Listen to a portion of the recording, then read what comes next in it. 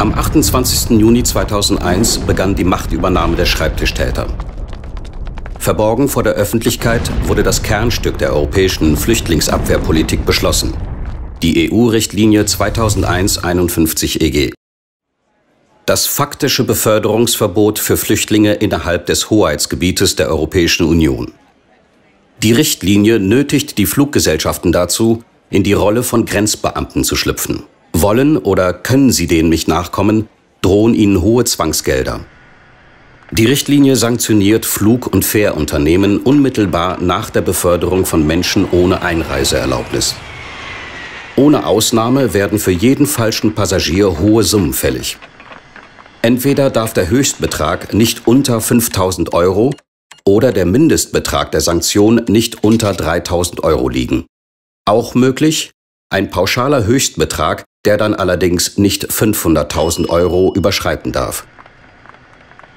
Obendrein muss das Unternehmen für den Rücktransport, Unterkunft und Verpflegung der betreffenden Passagiere aufkommen.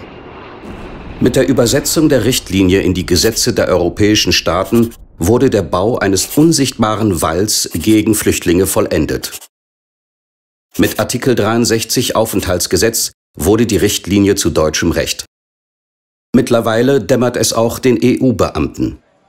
Die Regelung ist für den Tod Hunderttausender Flüchtlinge verantwortlich. Für den Tod von Menschen, die ein Visum erhielten, wenn die Botschaften der EU-Mitgliedstaaten diese an ihrem Herkunftsort noch für sie ausstellen würden. Den Airlines steht es frei, die Beförderungen an die Vorlage eines Visums zu knüpfen.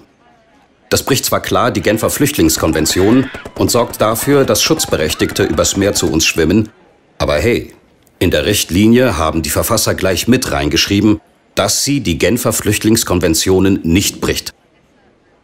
Die EU verbarrikadiert den Schutzbedürftigen alle Wege, so dass diese keine andere Wahl haben, als ihr Leben zu riskieren. Europäisch Roulette. Der höchste Einsatz gewinnt nichts. Rien ne va plus. Wir haben unsere Flüchtlinge eben lieber zu Fuß oder schwimmend. Ist ja klar. Schließlich sind sie Flüchtlinge. Und Flüchtlinge sollten dazu verdammt sein, ihr Leben auf unsicheren Booten im Mittelmeer zu riskieren, wenn sie nicht ausgebombt oder von Milizen entführt werden wollen. Das Rad sollte in die andere Richtung drehen. Jene Fluglinien sollten bestraft werden, die Asylberechtigte generell nicht befördern.